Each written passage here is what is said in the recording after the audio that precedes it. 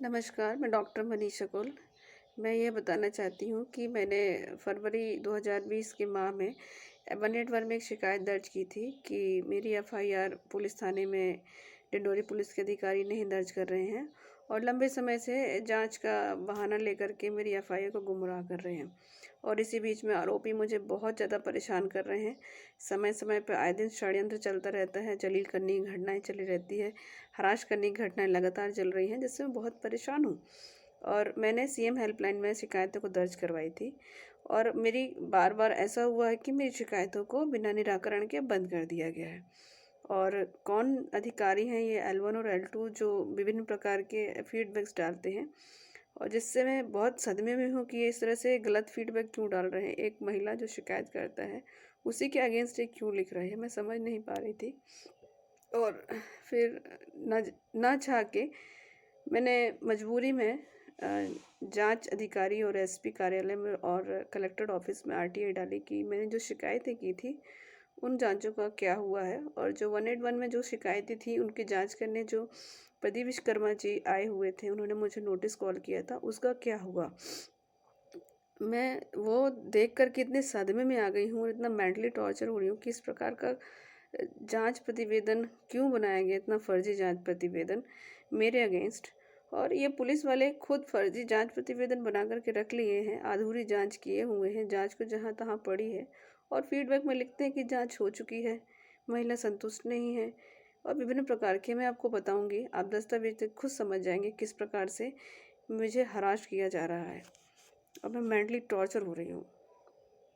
सबसे पहले मैं ये बताना चाहती हूँ, जो सीएम हेल्पलाइन में मैंने शिकायत दर्ज की है उसकी 3 संख्याएं हैं। पहली शिकायत क्रमांक है 1255-1257, जो कि 2 नवंबर 2020 को मैंने दर्ज कराई थी।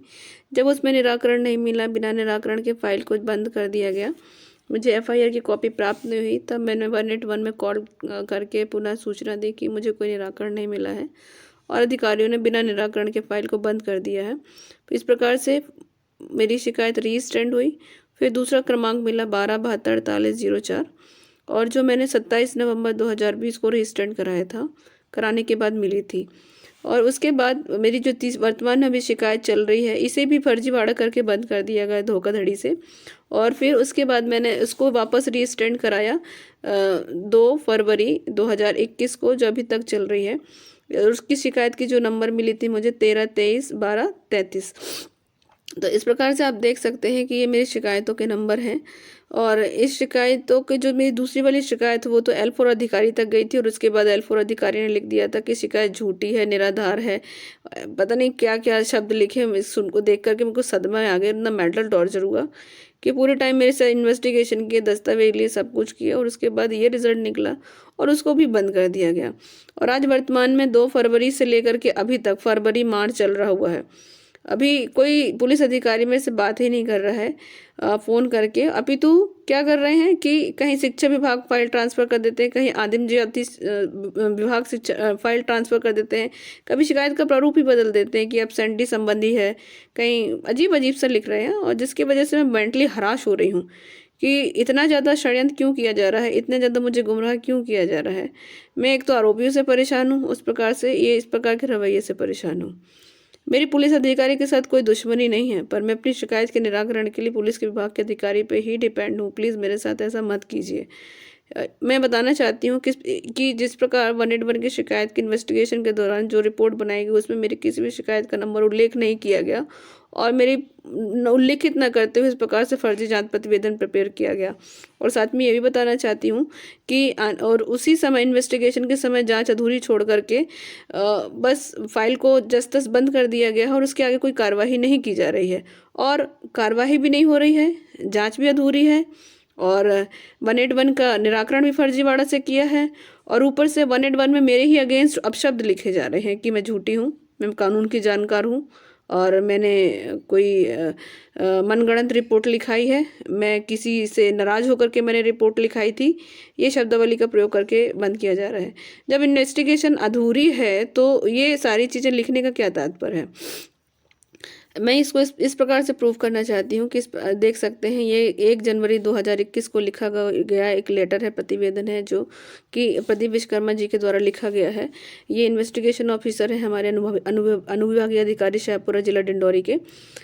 तो उन्होंने एक शिकायत क्रमांक का नंबर दिया है, इसमें दिया है 5/11/2020 को। 5/11/2020 को मैंने कोई भी शिकायत दर्ज नहीं करवाई, ये कोई और व्यक्ति है।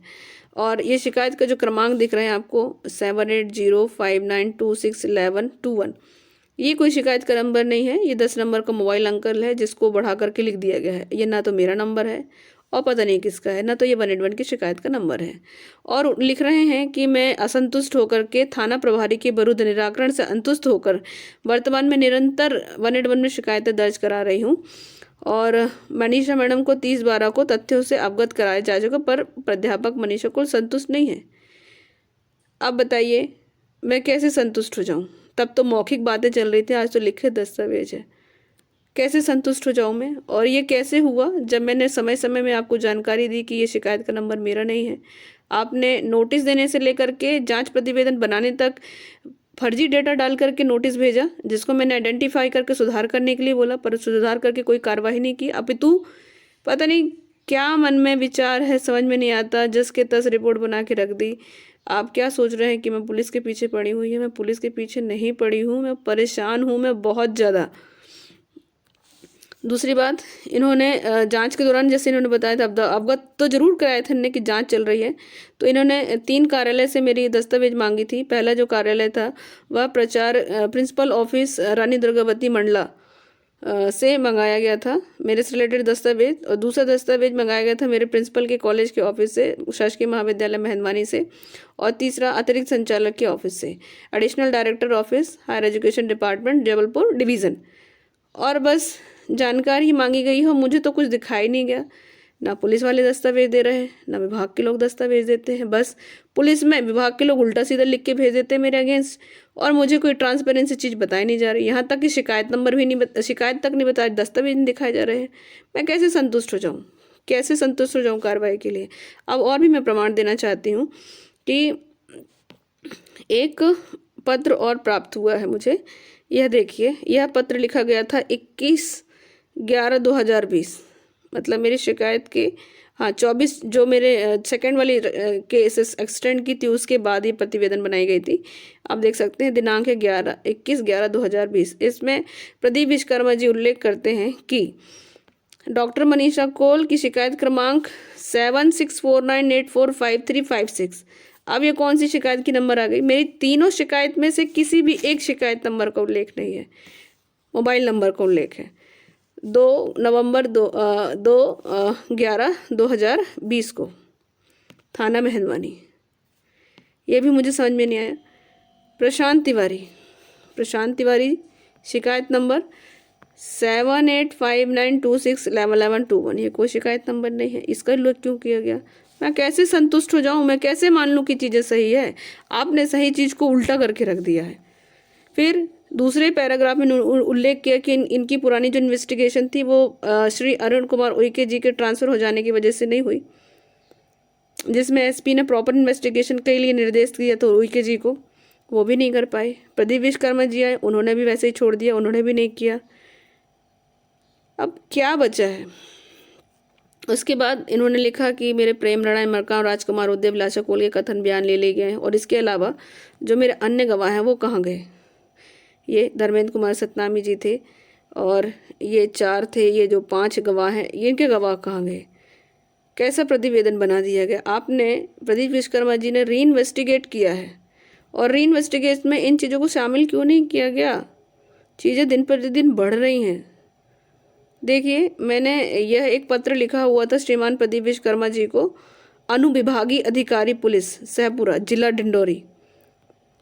विषय डाला था 181 शिकायत क्रम में सुधार कराने हेतु। जैसे ही मुझे पता चला कि ये मेरे गवाहों को जो नोटिस दे रहा है वह गलत शिकायत नंबर डाल के नोटिस दे रहा है। देखिए ज़रा, ये आपको स्पष्ट नंबर दिख रहा होगा कि किस तरह से ये जानबूझ के धोखाधड़ी की गई है। मैं क्या मानूँ इसको? धोखाधड़ी मानूँ, षड्यंत्र मानूँ, टाइपिंग मिस्टेक मानूँ, क्या मानूँ मैं? इतनी सारी टाइपिंग मिस्टेक तो नहीं हो सकती ना। क्या बोलूँ मैं कितना मेंटली परेशान हूँ बता नहीं सकती। देखिए यहाँ पे लिखा 1272 4804, सॉरी 1272 4802, जबकि मेरी शिकायत का नंबर है 1272 4804। जब मैंने ये देखा कि पत्र में ये क्या लिखा हुआ है, मैं परेशान हो गई, ये शिकायत नंबर मेरा नहीं है। फिर सभी गवाहों को इसी प्रकार से नोटिस कॉल दिया गया है। अब अगर कोई गवाही देता है तो क्या जांच प्रतिवेदन में इस नंबर को शामिल करने का कोई मतलब है क्या? ये देखिए, यहाँ पर देखिए 1272 4802,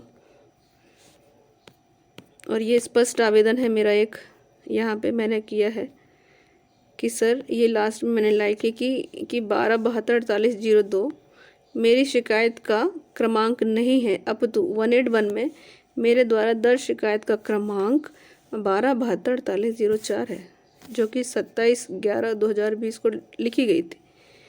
मैं कहाँ जाऊँ? क्या बचता है बताइए? आप लोग बताइए, मैं क्या बचता है? क्यों हराश कर रही पुलिस मुझे? क्या वजह है? मैं इतनी झूठी तो नहीं हूँ ना जितना झूठा मुझे कागजों में बनाया जा रहा है।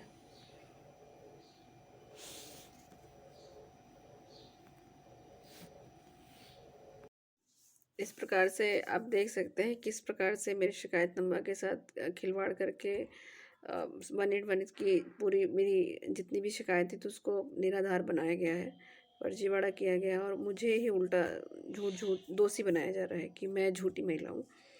ऐसे कैसे चलेगा? एक शिक्षित एजुकेटेड लोगों के साथ, महिलाओं के साथ ये प्रॉब्लम आ रही सर, तो मैं बताना चाहती हूँ कोई महिला कितनी परेशान होगी आज के बाद पुलिस के पास कभी नहीं आएगी, कभी नहीं आएगी, कभी नहीं आएगी वो पुलिस के पास अपना निराकरण लेकर के, कभी विश्वास नहीं रहेगा अगर यही होगा तो। और दूसरी चीज़ मैं चाहती हूँ कि माननीय शिवराज सिंह चौहान जी इस मैटर को संज्ञान में ले। ये जो मेरी शिकायत नंबर के साथ धोखाधड़ी करके प्रतिवेदन बनाया गया है और बार बार आपके पोर्टल से बिना निराकरण की शिकायत को बंद कर दिया जा रहा है, इस पर संज्ञान लिए जाए और मेरी निराकरण की जाए, मुझे एफआईआर की प्रति प्रदान की जाए। इसी प्रकार से मैं एसपी संजय सिंह से भी रिक्वेस्ट करती हूँ कि सर प्लीज़ इस मैटर को संज्ञान में लीजिए। मैं कहाँ जाऊँ, मैं समझ में नहीं आ रहा है। जब मुझे स्थानीय पुलिस अधिकारी से मदद नहीं मिल सकती तो दुनिया के किस कोने में मुझे मदद मिलेगी? प्लीज़ इस मैटर को संज्ञान में लीजिए, कार्रवाई आगे बढ़ाइए, जो स्थगित पड़ी हुई है जांच उसको आगे बढ़ाइए और एफआईआर कीजिए प्लीज़। और ये 181 में जो L1 L2 अधिकारी ये कुछ भी लिख रहे हैं उनको मना कीजिए कि ऐसा ना लिखें बिना जानकारी के।